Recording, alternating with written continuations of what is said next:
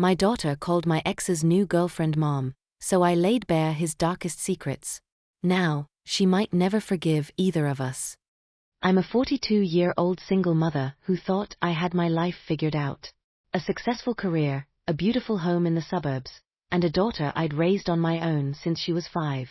But life has a way of throwing curveballs when you least expect them. And mine came in the form of a betrayal so deep it shook the very foundation of everything I thought I knew about family and trust. It all started on what should have been an ordinary Tuesday evening. I was in the kitchen, prepping dinner and half listening to my daughter chattering away about her day at school.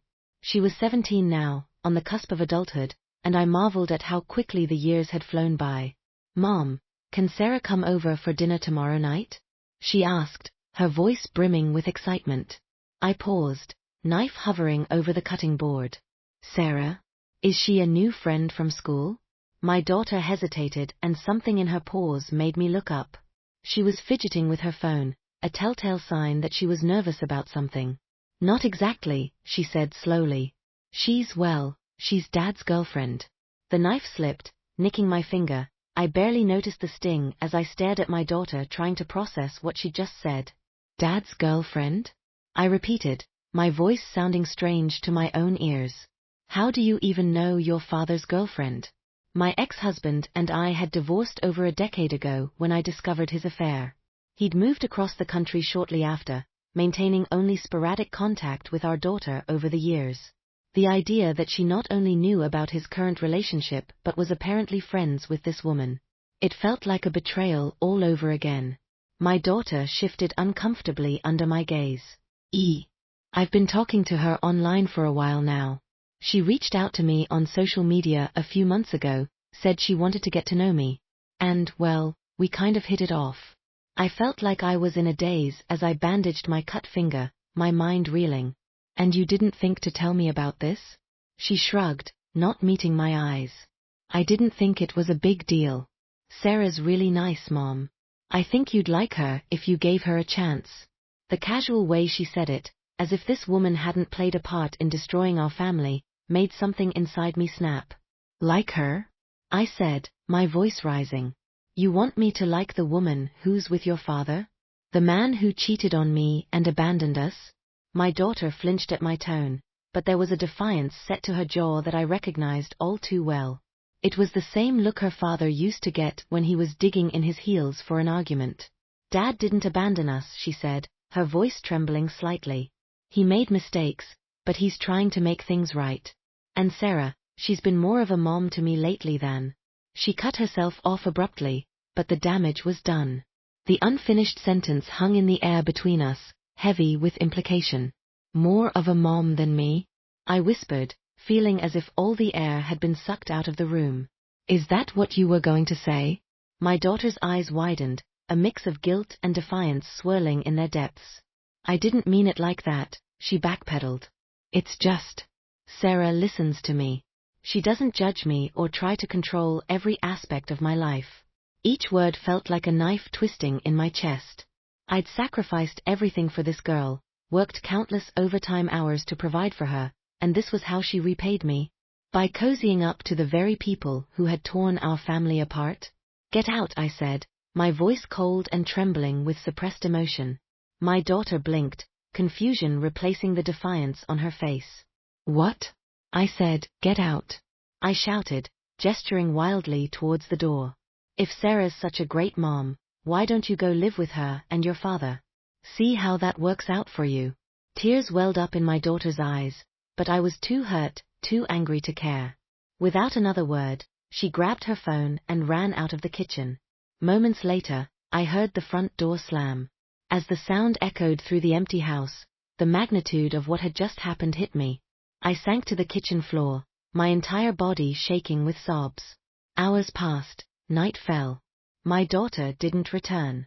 I alternated between worry and righteous anger, checking my phone obsessively for any message from her. Finally, around midnight, a text came through. "Staying at Jess's house tonight, need some space." I stared at the message, relief warring with a renewed sense of betrayal. She was safe, but she'd chosen to run to a friend rather than come home and work things out. It felt like losing her all over again. Sleep eluded me that night.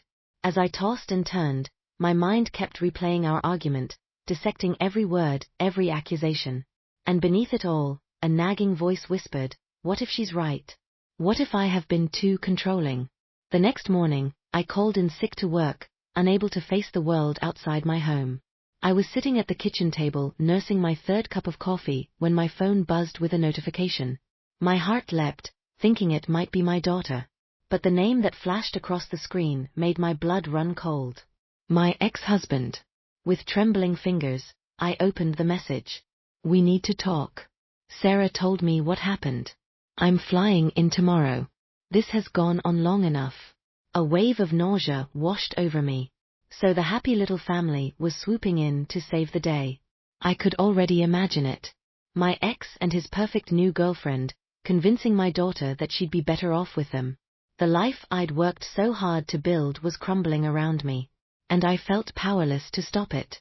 But as the initial shock wore off, something else began to take its place. A slow-burning anger, fueled by years of resentment and unresolved pain. Who were they to waltz back into our lives and try to take my daughter away? I'd be damned if I'd let that happen without a fight.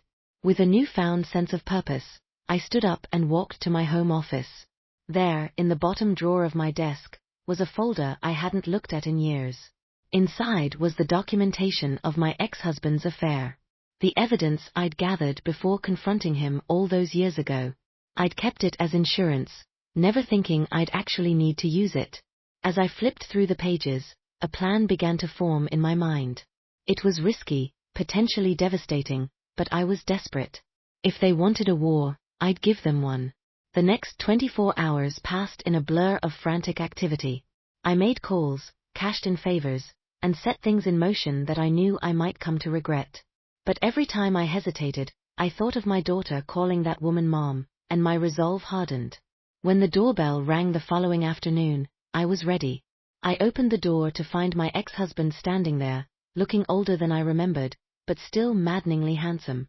Behind him stood a woman I assumed was Sarah. Younger, prettier, everything I'd imagined and despised. "Where's our daughter?" my ex demanded, not bothering with pleasantries. I stepped aside, allowing them to enter. "She's not here."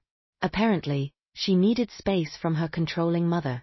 Sarah winced at my tone, but my ex just looked annoyed. "This is exactly the kind of behavior we need to address," he said. "You can't keep pushing her away and expect." "Sit down," I interrupted, gesturing to the living room.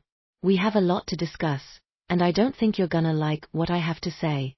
They exchanged a glance, but complied, settling onto the couch while I took the armchair opposite.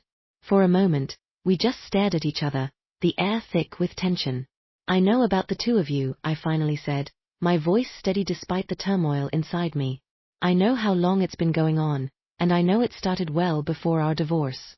My ex's face paled, while Sarah looked confused. "What are you talking about?" she asked, glancing between us. I smiled, but there was no warmth in it. "He didn't tell you? About how he was seeing you on the side for months before our marriage ended? About how you weren't the first or even the second?" "That's enough," my ex growled, but I could see the panic in his eyes. I leaned forward, pulling out the folder I'd prepared. "It's far from enough. You see, I've kept quiet all these years for our daughter's sake. But if you think you can waltz in here and take her away from me, you've got another thing coming." I began laying out documents on the coffee table between us, bank statements, hotel receipts, photographs. With each new piece of evidence, Sarah's face grew more horrified, while my ex seemed to shrink into himself. This can't be true," Sarah whispered, picking up a photo that clearly showed my ex with another woman, dated just a few months before Sarah had entered the picture. "It's all true," I said, unable to keep the bitterness from my voice. "And there's more where that came from, years of lies, manipulation, and fraud.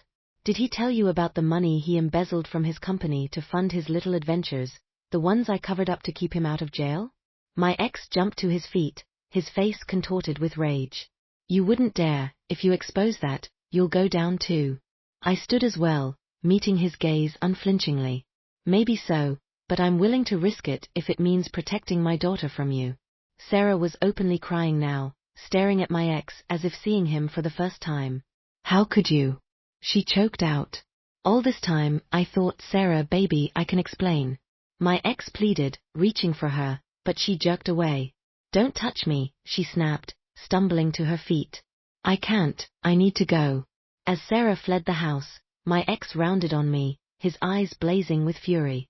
"You've ruined everything," he shouted. "Is this what you wanted? To destroy any chance of our daughter having a relationship with me?" I laughed, but it was a hollow sound. "You did that all on your own. I'm just making sure she sees you for who you really are before it's too late." He opened his mouth to respond, but was cut off by the sound of the front door opening. We both turned to see our daughter standing in the doorway, her eyes wide as she took in the scene before her. "What's going on?" she asked, her voice small and uncertain. I saw Sarah running out crying. "Dad, why are you here?" For a moment, no one spoke. The air was thick with tension, years of secrets and lies hanging between us. I looked at my daughter, really looked at her, and saw the confusion and pain in her eyes. In that moment, I realized that in my desperation to keep her, I might have done irreparable damage. "Sweetheart," I began, my voice cracking. "There's something we need to tell you, all of us." What followed was one of the most difficult conversations of my life. We sat our daughter down and laid everything bare, the affairs, the lies, the manipulations on both sides.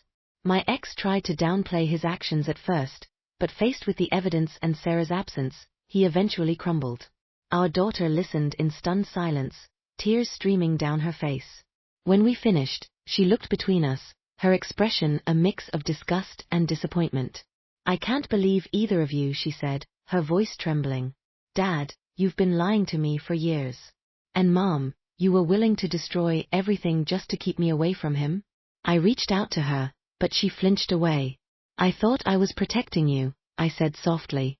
She shook her head, standing up. "I don't need protection. I need parents I can trust. And right now, I don't think I can trust either of you." Without another word, she turned and walked out of the room.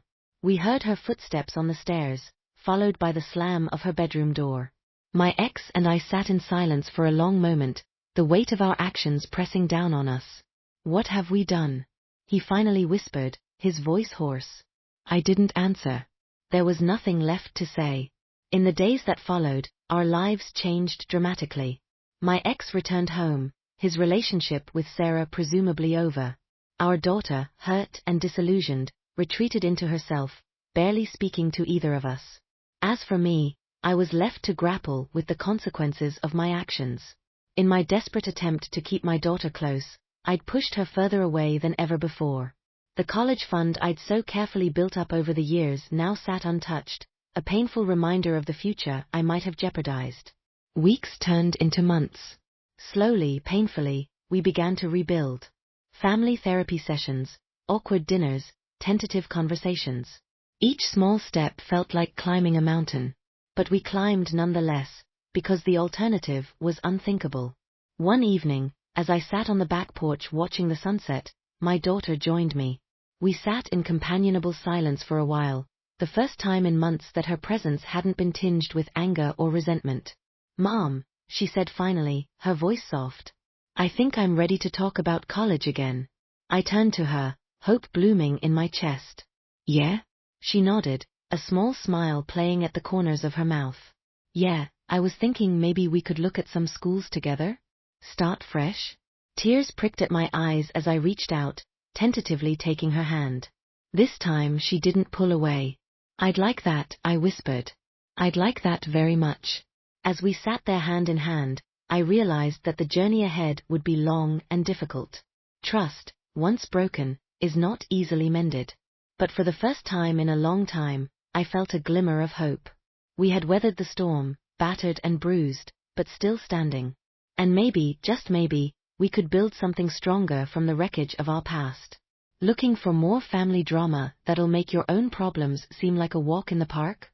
Hit that subscribe button, because let's face it, nothing says I've got my life together quite like living vicariously through strangers' messy relationships.